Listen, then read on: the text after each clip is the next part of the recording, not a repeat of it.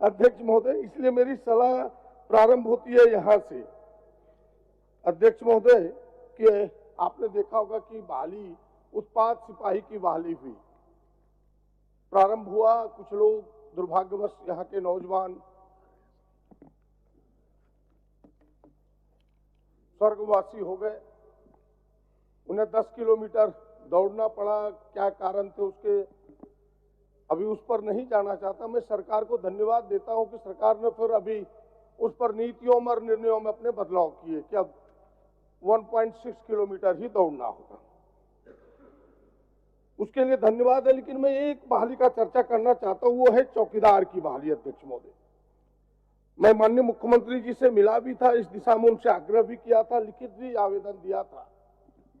मैं जान रहा हूं कि चौकीदार बहाली हाईकोर्ट के निर्देश पर हुआ, और जैसा सरकार कहती है कि नहीं, यह बैकलॉग था,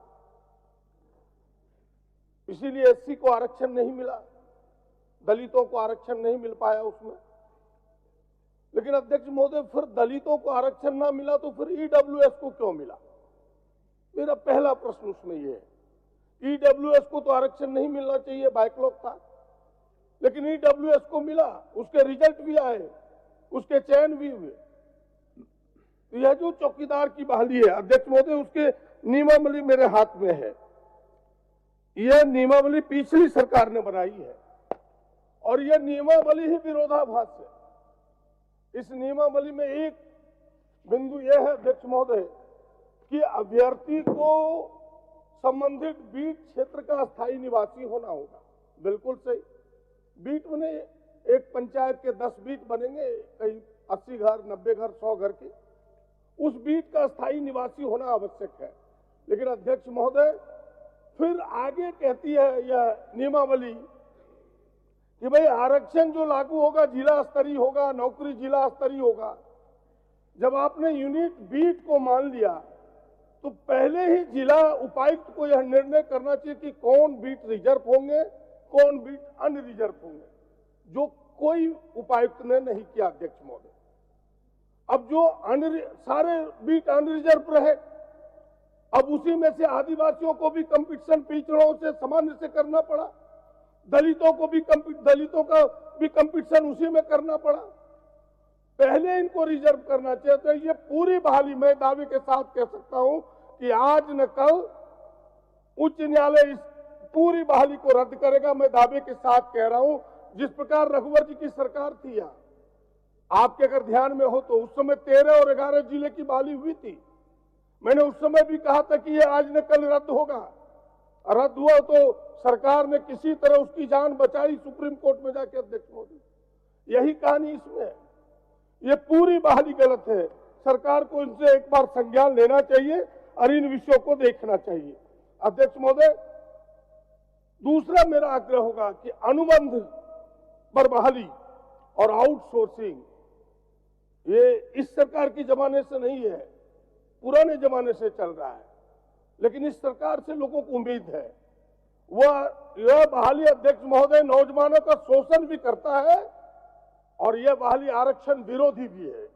इसलिए मैं कह रहा हूं कि आपने देखा होगा जो एजेंसियां जिनको काम मिलता है, बिना पैसे का वो बहाली नहीं करता। मैं चुनौती भरे शब्दों में कह सकता हूं, बिना पैसे लिए नौजवानों की बहाली नहीं करती है। दर्द होता है अध्यक्ष महोदय जब लोग आके कहते हैं कि हमें 30,000 लगा, 40,000 लगा, इसके बाद एजेंसी में और उस बहाली के बाद आप भी अध्यक्ष महोदय अपने क्षेत्र में देखते होंगे कि 40% उसके मानदेय में कटौती की जाती है। एक एक लोगों का यह दर्द है अध्यक्ष महोदय। और वो जो एजेंसी में बहाली हुआ उसमें कोई आरक्षण की नियमावली नहीं है। कहां बैकवर्ड, कहां आदिवासी, दलित, किसी की बहाली नहीं हो पाती अध्यक्ष महोदय। इसलिए इस बहाली पर सरकार रोक लगा, और रोक लगाते अगर उसी से करना है, अगर अस्थायी ही बहाली सरकार की मजबूरी है, तो एक नियमावली सामने लाए कि भाई इस आधार पर अस्थायी बहालियां होगी जिसमें नौजवानों का शोषण भी ना हो सके, नौजवानों को आरक्षण का भी लाभ मिल सके, और अध्यक्ष महोदय उनका भविष्य भी सुरक्षित हो सके। इसलिए कह रहा हूं कि आज अनुबंध की बहालियां, आज कोई मर जाए उस एजेंसी की बहाली में, तो फिर उनका बाल बच्चा कौन देखेगा? कोई देखने वाला नहीं। ये सारी चीज सुनिश्चित हो, ये मेरा आग्रह होगा। तीसरा जो सबसे महत्वपूर्ण विषय अध्यक्ष महोदय भ्रष्टाचार है। अभी हाल के दिनों में माननीय मुख्यमंत्री जी का मैंने एक बयान पढ़ा, और ये केवल आज से ही नहीं, पहले मुख्यमंत्री का भी बयान मुझे याद है। दोनों कतरन है मेरे पास, बाबूलाल जी भी बैठे हैं, आदरणीय हेमंत बाबू भी बैठे हैं यहाँ। इन्होंने कहा कि भाई प्रखंड मुख्यालय और अंचल कार्यालय दलालों का अड्डा बन गया। बाबूलाल जी कहते थे कि भ्रष्टाचार इतना है कि हमें रात में नींद नहीं आती। अध्यक्ष महोदय, सच में ये सबके लिए है और ये बड़ा टास्क है, सच में ये बड़ा टास्क है।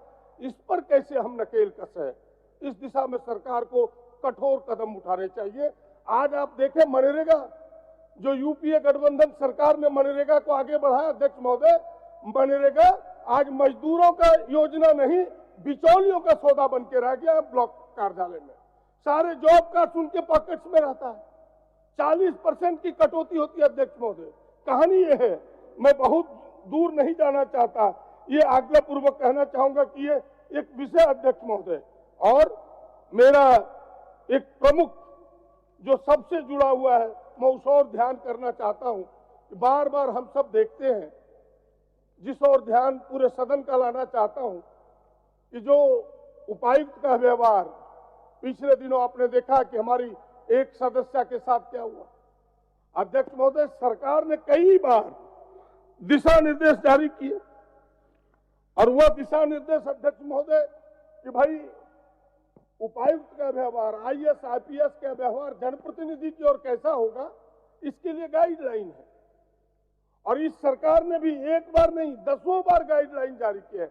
अभी 2022 में 29/4/2022 को बंदरा डाडेल जी सरकार के प्रधान सचिव ने एक गाइडलाइन दिया कि पूर्ववर्ती जितने